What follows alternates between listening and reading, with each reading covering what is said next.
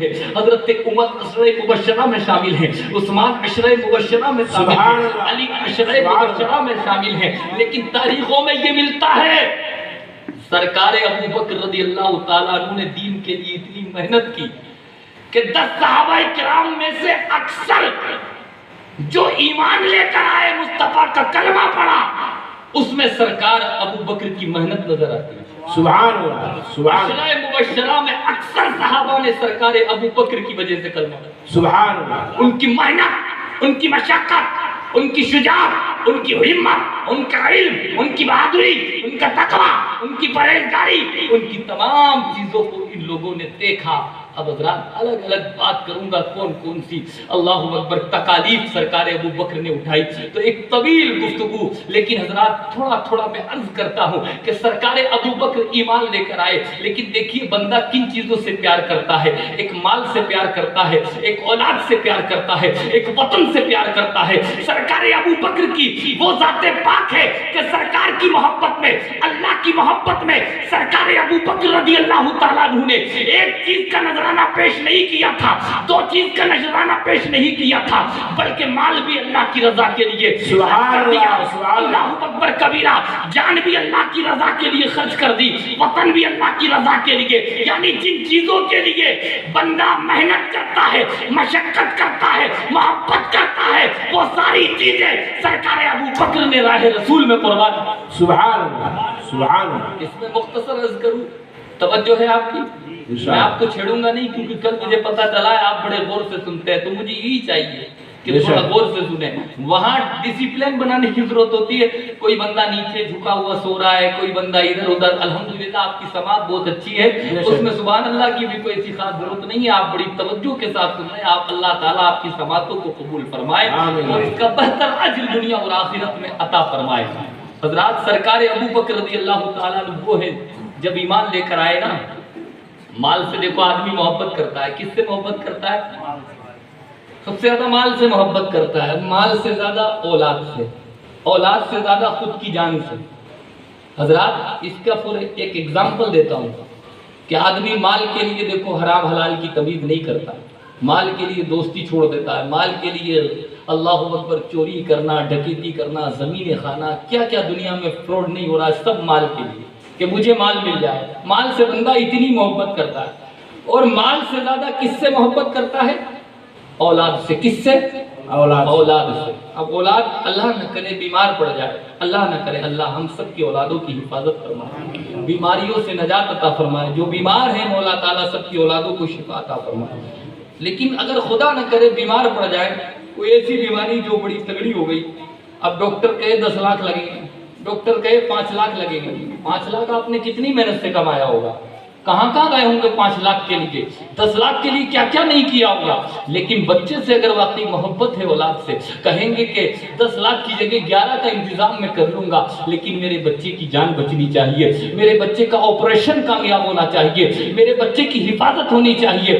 آپ نے 10 لاکھ بچے کے اوپر یوں ہی لٹا دیے، 15 لاکھ بچے کے اوپر یوں ہی لٹا دیے۔ آپ تو 15 لاکھ کمانے کے لیے ودیش تک چلے گئے، آؤٹ آف اسٹیٹ چلے گئے، ادر اسٹیٹ میں چلے گئے، لیکن کہاں مولانا بچے سے اچھے پیسے نہیں ہیں، پیسہ کمایا تو بچے کے لیے ہی کمایا ہے، اس لیے بچے پہ ہی خرچ کروں گا۔ پتہ یہ کرا مال سے زیادہ بندہ اولاد سے پیار کرتا ہے، اور اولاد سے زیادہ خود سے پیار کرتا ہے۔ آپ کہیں گے کیسے؟ فور ایگزامپل کوئی عورت پریگننسی کے عالم میں ہو، جچہ بچہ، اور اس کو آپریٹ ڈاکٹر کر رہے ہیں آپریٹ، اور اس میں ایسا معاملہ نازک آ جائے کہ ڈاکٹر یہ کہے یا تو بچہ بچے گا یا ماں بچے گی، ہو جاتا ہے حالات، یا تو بچہ بچے گا یا ماں بچے گی۔ تو حضرات اس میں زیادہ تر پہلو یہ نکلتا ہے اللہ اکبر کبیرہ کہ بچہ اللہ کوئی اور عطا کر دے گا، ماں کی جان بچانا ضروری ہے، ماں کی جان بچا لو تاکہ اور بھی اولاد اللہ کی طرف سے انشاءاللہ ملے گی۔ تو پتہ یہ چلا اولاد سے زیادہ بندہ اپنی جان کی حفاظت کرتا ہے، مال کی حفاظت، مال سے محبت، مال سے زیادہ اولاد سے محبت، اولاد سے زیادہ خود سے محبت کرتا ہے بندہ۔ لیکن سب سے زیادہ جو ہے ہمارے لیے حکم ہے کہ آپ اپنی مال سے زیادہ، جان سے زیادہ، اولاد سے زیادہ اگر کسی سے محبت کرنی ہے تو وہ مصطفیٰ سے کریں۔ سبحان اللہ، مصطفیٰ کے لیے جان قربان، مال قربان، اولاد قربان، وطن قربان. تم ذکر شہدائے کربلا میں کیوں بیٹھے ہو؟ اس لیے بیٹھے ہو کہ کربلا والوں نے اسلام کی خاطر، یہ میرا آج ٹاپک نہیں ہے لیکن اشارہ کر کے عرض کر دیتا اپنی بات کو آگے بڑھاتا ہوں کہ انہوں نے اللہ کی رضا کے لیے اپنی جان، اپنی مال، اپنا اولاد، اپنا وطن سب کچھ راہ خدا میں قربان کر دیا. بے شک سبحان تو اس لیے حضرات سرکار کی محبت سب سے اعلیٰ ہونی چاہیے. سرکار کا جو لایا ہوا دین ہے وہ سب سے مقدم ہونا چاہیے. سرکار فرماتے لا یؤمن احدکم حتی اکون احب الیہ من والدہ وولدہ والناس اجمعین. تم میں سے کوئی بندہ اس وقت تک مسلمان نہیں ہو سکتا، ایمان والا نہیں ہو سکتا جب تک کہ میں اس کی اولاد، اس کے والدین، اس کے عزیز و اقارب، اس کے رشتہ دار، جب تک تمام چیزوں پر مصطفیٰ کی محبت غالب نہیں آئے گی تم ایمان والے نہیں ہو سکتے.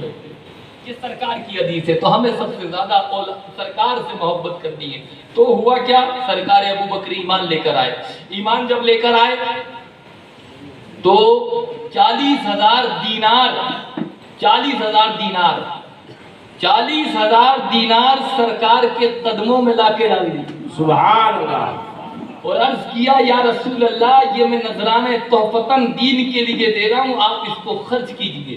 حضرات ہم 500 روپے دیتے، سب کی بات نہیں کرتا، بڑی معذرت کے ساتھ عرض کر رہا ہوں، 500 روپے دیتے تو یہ سوچتے کہ مسجد میں اعلان لگ جائے. 40,000 دینار چاندی کے سکے، کتنی رقم ہوگی؟ اللہ اکبر. لیکن سرکار ابو بکر کو مصطفیٰ سے بے پناہ محبت تھی، اس لیے ان کے قدموں پہ لا کے قربان کر دیے. اس کے بعد حضرات محترم سرکار دو عالم صلی اللہ تعالیٰ علیہ وسلم ایک مرتبہ حضرات محترم راستے سے جا رہے تھے. صحابہ اکرام بھی موجود تھے لیکن اس محفل میں ابو بکر رضی اللہ تعالیٰ عنہ موجود نہیں تھے. ایک آواز آ رہی تھی. آواز کیا آ رہی تھی؟ احد احد کی آواز آ رہی تھی. اللہ ایک ہے اس کی آواز آ رہی تھی. اللہ ایک ہے اس کی آواز آ رہی تھی. دیکھیے سرکار ابو بکر نے کیا کیا قربانی. مختصر میں عرض کر کے اپنی بات کو ختم کرنے کی کوشش کروں گا کہ سرکار ابو بکر نے کیا کیا قربانیاں دین کے لیے دی ہے. اللہ اکبر کبیرہ کہ مال خرچ کر دیا. اس کے بعد کیا کام کیا؟ حضرات سرکار جا رہے ہیں، صحابہ جا رہے ہیں، ایک بندے خدا کی آواز آ رہی ہے، احد احد کی صدا بلند ہو رہی ہے. اللہ ایک ہے لیکن کوئی دشمن مار رہا ہے. اللہ کو ایک کہنے پر کوئی دشمن مار رہا ہے. کوئی دشمن وہ یہ کہہ رہا ہے مجھے کوئی چھڑائے. حضرات سرکار دو عالم صلی اللہ علیہ وسلم نے فرمایا اپنے صحابہ سے ہے کوئی اس کو چھڑانے والا، جو اس کو چھڑا دے گا وہ جہنم سے آزاد ہو جائے گا. سرکار دو عالم صلی اللہ علیہ وسلم کی زبان سے یہ نکل رہا تھا بار بار، ہے کوئی اس بندے کو چھڑا دے جو وہ جہنم سے آزاد ہو جائے گا، جو اس کو چھڑائے گا وہ جہنم سے آزاد، جو اس کو چھڑائے گا وہ جہنم سے آزاد ہو جائے گا. حضرات سب سن رہے تھے لیکن اللہ اکبر اس بات کو ابھی کسی نے کہا نہیں کہ میں چھڑا دوں گا. لیکن جو احد احد کی صدا بلند کر رہا تھا وہ کون تھا؟ وہ کوئی اور نہیں تھا، تاریخ میں اس کا نام بلال حبشی ہے. سبحان. حضرات محترم اتنے بڑے غلام سرکار کے وہ بنے. ابھی تو امیہ کے غلام تھے.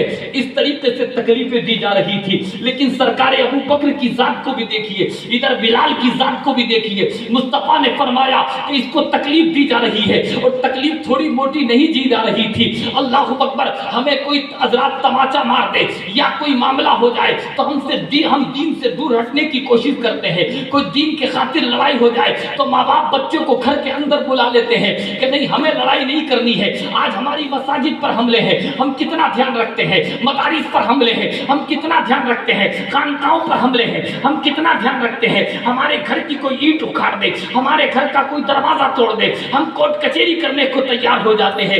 لیکن مسجدوں پر بلڈوزر ہے لیکن ہم کتنا درد رکھتے ہیں. مدارس اور خانقاہوں پر بلڈوزر ہے، ہم دین کا کتنا درد رکھتے ہیں. لیکن اس غلام کو کیا کہو گے جو اللہ کی رضا کے لیے مصطفیٰ کی محبت میں ایک ہی نام کا نعرہ لگا رہا ہے کہ تو ستاتا چلا جا میں اللہ بولتا چلا جاؤں گا، تو ستاتا چلا جا میں حضور کا نام لیتا چلا جاؤں گا.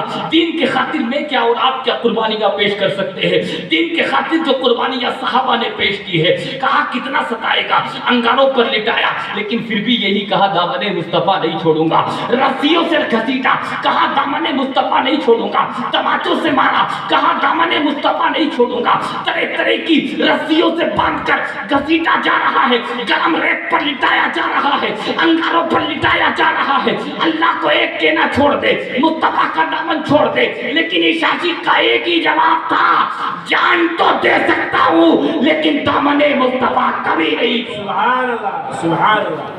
جان تو دے سکتا ہوں، غلامان محمد جان دینے سے نہیں ڈرتے، یہ سر کٹ جائے یا رہ جائے کچھ پرواہ نہیں۔ سبحان اللہ۔ وہ بلال حبشی رضی اللہ تعالیٰ عنہ اتنے تڑپائے جا رہے ہیں، اتنے ستائے جا رہے ہیں، اتنی تکلیفیں دی جا رہی ہے، لیکن مقام و مرتبہ کیا ملا؟